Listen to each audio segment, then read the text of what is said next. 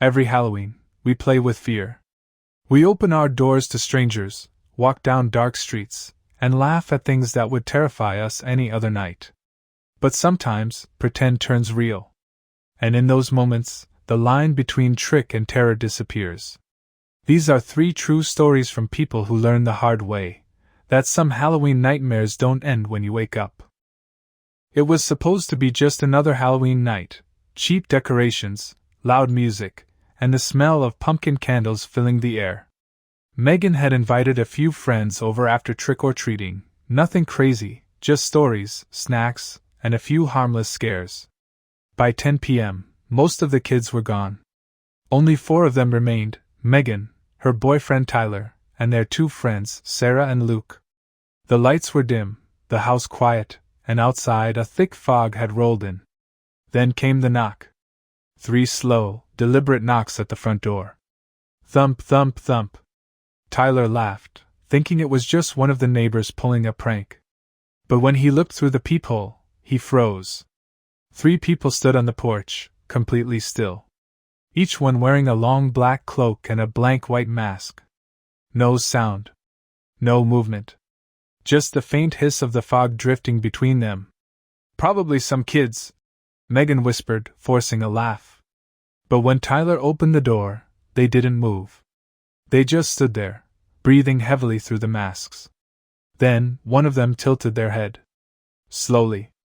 Like they were studying him. "Okay, joke's over," Tyler said, stepping forward. That's when one of the strangers reached into their cloak and pulled out a small box. He set it on the porch. Then all 3 turned around and walked into the fog. No one spoke for a full minute. Finally, Sarah whispered, "Don't open it." But of course, Tyler did. Inside was a note, written in shaky handwriting. It said, "We watched you last year. This time, don't look outside." Megan slammed the box shut. And that's when they heard it, the sound of footsteps circling the house. Slow. Careful. Crunching through the leaves.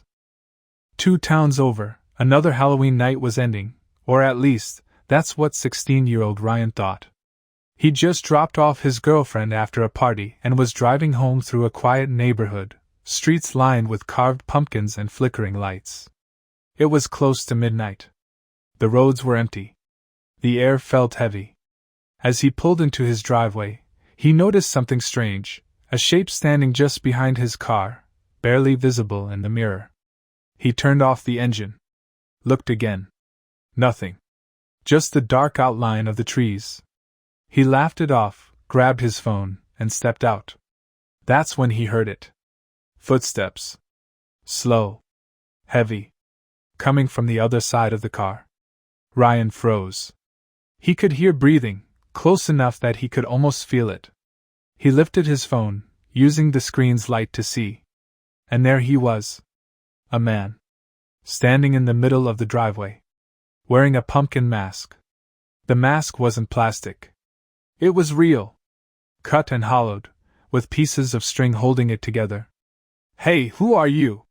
Ryan called out, his voice trembling. No answer. The man just tilted his head, the same way the cloaked figures had done in that first story. Ryan backed away slowly, fumbling for his keys. The man started walking toward him, the sound of his boots scraping against the gravel. Ryan jumped into the car, slammed the door, and locked it. But when he turned on the headlights, the man was gone. Or so he thought. As Ryan leaned forward, trying to breathe, he saw movement in the corner of his eye. The pumpkin-masked man was crouched by the back seat window, staring right at him. Ryan hit the gas so hard the car almost lifted off the driveway. He didn't stop until he reached the main road, where he was just past midnight when Claire finally turned off her porch light. Trick-or-treaters had stopped hours ago, and the quiet felt almost comforting. She was alone. Her husband was working the night shift, and her little boy, Noah, was asleep upstairs. Claire sat on the couch scrolling through her phone when she heard it, a faint tapping at the front window. Tap, tap, tap. At first, she thought it was a tree branch. But the sound was too steady. Too intentional. She looked toward the window, and froze. A little girl was standing outside, wearing a white dress, her face pale, her hair hanging over one eye. Claire got up slowly and opened the door just a crack. "Sweetheart, are you okay? Where are your parents?" The girl didn't answer. She just pointed toward the backyard. Then she said, barely above a whisper, "He's waiting." Claire's blood ran cold.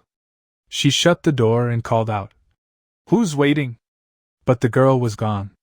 She looked through the window again. Empty yard. No footprints. No movement. Just fog and silence. Claire tried to shake it off. She locked the door, turned off the lights, and went upstairs to check on Noah. He was sound asleep, his blanket pulled up to his chin. She smiled, whispered, "Good night," and turned to leave. Then she saw it. On the other side of his bedroom window, a handprint. Small. Wet. Fresh. Her heart dropped. She rushed to the window and looked out. There, in the yard, was the same little girl, staring up at her. But this time, she wasn't alone. Behind her stood a tall man, completely still, wearing a dark mask and holding something long in his hand. The girl turned her head toward him and whispered something Claire couldn't hear. Then they both looked up. Straight at her. Claire grabbed her son and ran downstairs, locking herself in the bathroom and calling 911. The dispatcher told her to stay quiet, help was on the way. It took 6 minutes for the police to arrive. When they searched the backyard, no have passed since that Halloween night. But sometimes, when I park my car outside my apartment, I still feel like I'm being watched. The police never called back. The unknown number never texted again. But deep down, I know that woman and her group are still out there somewhere.